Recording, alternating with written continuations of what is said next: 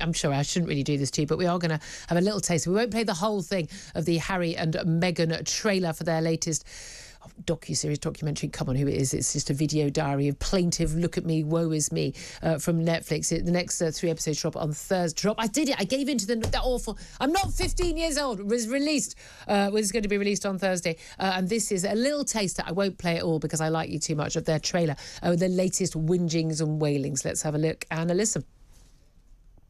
I wonder what would have happened to us had we not got out when we did. Our security was being pulled. Everyone in the world knew where we were. I said, we need to get out of here. We are on a freedom flight. To see this institutional gaslighting. I wasn't being thrown to the wolves. I was being fed to the wolves. They were actively recruiting people to disseminate disinformation. They were happy to lie to protect my brother.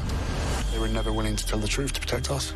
Prince Harry and Meghan, I think that's Markle, enough of a taster, is it not? Well, let's focus on this. They just wanted to be free. Commentator Jonathan Lis joins us. Good morning to you.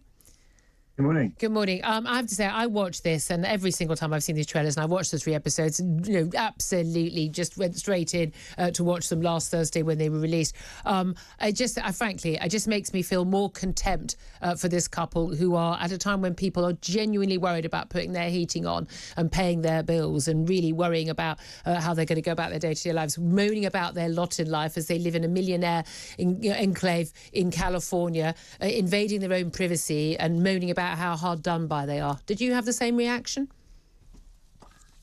I think it's fair to say I have a more nuanced reaction than you, Julia, on this particular issue. Look, I'm not a tribalist. I'm not sort of like a pro one side or anti the other side or anything like that. I think that they are now free of the shackles, if you like, of royal life. They have the right to make as much money as they can or as they want to. They can do basically anything they like. I suppose I applaud their entrepreneurial ambition in that sense. I think it's very sad what's happening. I think it's, on a personal level, I think it's obviously very sad when any family falls apart, particularly in public. I don't envy William and Kate at all, or the King and Queen. And ideally, this wouldn't be happening. But they have the right to tell their story as they see it. Well, their truth. The other royal family have the right to respond. Well, that's it. A lot of people say the royal family can't respond. Of course, they can. They can choose not to. And again, it's very difficult if you get you're denying this and denying that. And then people say, well, why haven't you denied this story? There was a reason why they tended to only speak through palace sources. But you say it's very sad. I have to say, look, I'm very sad for anybody. I wouldn't wish, as I say, a million times a year, I wouldn't wish on my worst enemy being born into the royal family. If Harry and Meghan had chosen, they fell in love, they got married, and they chose to go and live on the other side of the world, drop their titles, have a private life with their children, and just quietly make some money doing something fairly non-controversial, which they could easily have done, made plenty of money. She still had earnings. She's got money, millions in the bank from being an actress. They could have had a nice life, and I don't think anyone would begrudge them that. I certainly would not have. But the thing is, they you say they're free of the shackles of royal life, but they're exploiting their royal life, their royal titles, to make money that way, whilst criticising the very institution that provides them with their income. And when they sell their souls, their most private text messages, when they moan publicly, hanging out, the dirty laundry of their own family, it's the royal family, but it's their family, like that, dissing their own, their children's grandfather and everything, and uncle, you are into different territory, aren't you? I mean, it's not sad. It is a choice. These are very rich, very privileged people who are moaning about their lot in life, criticising people on the other side of the world, and making out that they're victims. People who fly jets are not victims of anyone.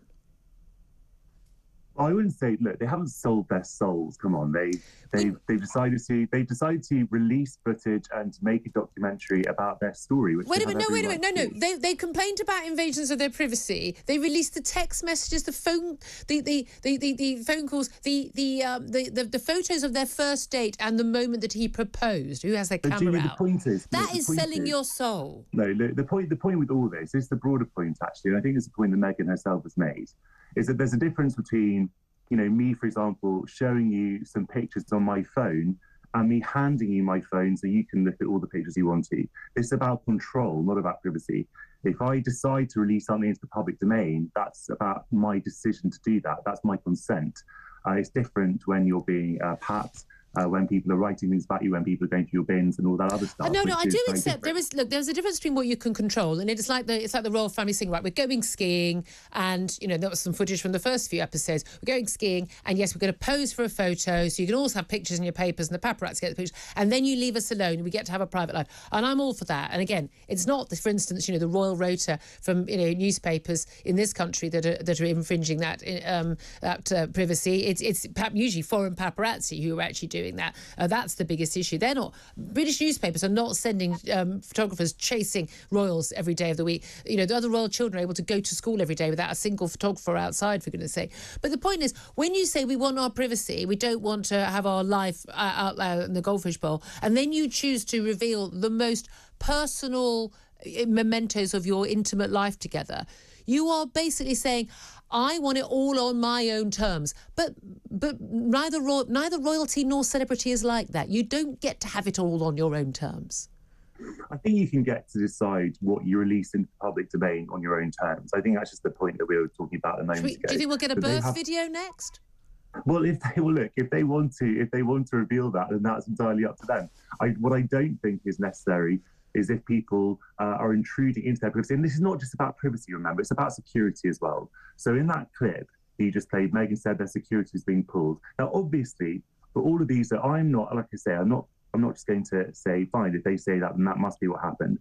Let's see the evidence if the security actually was pulled. Because if it was pulled, then that actually, is a serious issue. Obviously, there were complaints that Harry said that that he doesn't feel safe in Britain. That obviously the royal family isn't paying for security in the same way. Obviously, the royal family doesn't pay for security. We taxpayers pay for security. Yeah. He's a multimillionaire. I'm sure he could provide his own security. That said, I think given that it's not his fault he was born into the royal family, he did fight in Afghanistan. He is a target. And he is obviously reasons. Facing security threats, which you'll agree as well. Yeah, no, absolutely. It is fair that while he's in this country, the taxpayers should be funding. There are some legitimate issues there. In terms of their titles, lots of talk, and some MPs, even royal insiders, say, we're told, we never know if these are legit or not, they should lose their HRH, which they don't use, but they still have, Duchess and Duke of Sussex. Do you think they should lose their titles? If they don't want anything to do with the royal family, why do they want those titles anyway?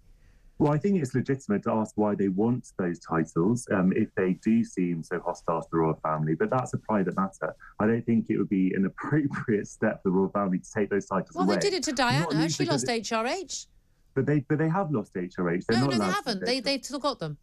They can use. They're not allowed to use them in the same way that Prince Andrew isn't allowed to use his. So they are styled. So I think Harry, Duke of Sussex, and Meghan, Duchess of Sussex. Then. Jonathan Lis, political commentator, thank you very much.